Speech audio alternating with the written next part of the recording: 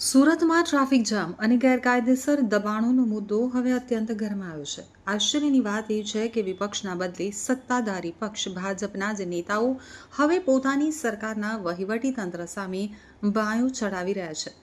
જી હા, વરાછાના ધારાસભ્ય કુમાર કાનાણીએ મનપા તંત્ર સામે સવાલો ઉઠાવ્યાના માંડ 2 દિવસમાં જ હવે ભાજપના મહિલા કોર્પોરેટર કાવ્યા કથિરિયાએ પણ સુરત પોલીસ કમિશનર અને મ્યુનિસિપલ કમિશનરને પત્ર લખી સીધી ચીમકી આપતા રાજકારણ ગરમાયું છે.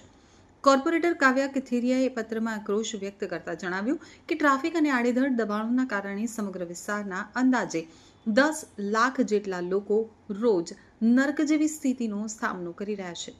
હેરાન પરેશાન થઈ રહ્યા છે. તંત્રની આ ઉદાસીનતા હવે હદ વટાવી ચૂકી છે.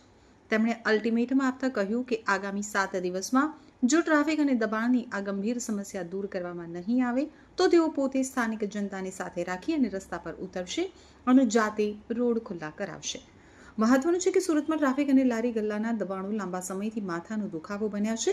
2 દિવસ પહેલા ધારાસભ્ય કુમાર કાનાણીએ પણ સોશિયલ મીડિયા ઉપર અને તંત્ર સમક્ષ આ મુદ્દે આકરા સવાલો ઉઠાવી નારાજગી વ્યક્ત કરી હતી. તો હવે ભાજપના જ અન્ય એક મહિલા પ્રતિનિધિએ પણ તંત્રને આરપારની લડાઈની ચેતવણી આપતા સુરત મહાનગરપાલિકા અને પોલીસ બેડામાં ભારે દોડધામ મચી ગઈ છે.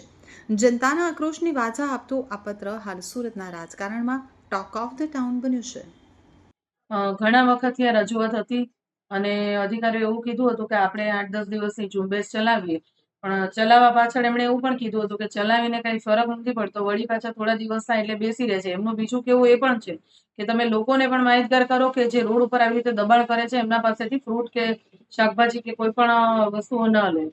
એટલે પછી આ વખતે અમે નક્કી કર્યું કે આ દર વખતે રજૂઆત કરવી એના કરતાં એક વખત લેખિતમાં આપીએ અને જે લોકોને પ્રોબ્લેમ છે એ લોકો પણ અમારા સંપર્કમાં જ છે. ઘણી બધી સોસાયટીઓના લોકો છે, ત્યાંથી અવર-જવર કરે એ લોકો છે. એમણે એવું કીધું હતું કે તમે પોતે આ રીતે કરો, અમે તમારી સાથે રહીશું. બેન, કોને કોને પત્ર લખ્યો છે? શું ઉલ્લેખ છે પત્રમાં? મ્યુનિસિપલ કમિશનરને લખ્યો છે અને પોલીસ કમિશનરશ્રીને લખ્યો છે. શું ઉલ્લેખ કર્યો છે પત્રમાં? લખ્યું છે કે જે પણ અધિકારીઓ આ રીતે કદાચ આ લોકોની સાથે ઇન્વોલ્વ હોય હપ્તા લેવામાં, તો એ લોકો ઉપર પણ સખત કાર્યવાહી કરવામાં આવે. વરાછાની પ્રજા છેલ્લા 10-15 વર્ષથી આ પ્રશ્નથી હેરાન થાય છે, તો બને એટલું જલ્દી આ પ્રશ્નમાંથી એ લોકોને મુક્તિ આપવામાં આવે. કઈ રીતે દબાણ કરે છે આ લોકો? બસ રોડ ઉપર લારીઓ ગલ્લાઓ મૂકે છે, આપણે પાથરણા પાથરીને બધું શાકભાજીને એ વેચે છે, બીજી અન્ય જીવન જરૂરિયાતની વસ્તુઓ વેચે છે. અમારું કેવું ફક્ત એટલું છે કે તમે કોકના ઘર પાસે કે જે મેઇન રોડ છે અવર જવર માટે, ત્યાંથી એમ્બ્યુલન્સ પણ ઇવન ન નીકળી શકે ને એ રીતની ત્યાં સાંજે 2 કલાક 3 કલાક ટ્રાફિક હોય છે. એટલે એ લેવલનો ટ્રાફિક ત્યાં જામ થાય છે. જો 7 દિવસની અંદર કાર્યવાહી નહીં થશે તો તમે કઈ રીતના કાર્યવાહી કરશો? 7 દિવસમાં જો કાર્યવાહી નહીં થાય તો અમે સ્વયંભૂ લોકોની સાથે જોડાઈ અને જે પણ જગ્યા એ લોકોને આપવામાં આવી છે ત્યાં બેસવા માટે સમજાવીશું અને ત્યાં જ એ લોકોને બેસવાનું છે ફરજિયાતપણે એ લોકોને કરાવીશું.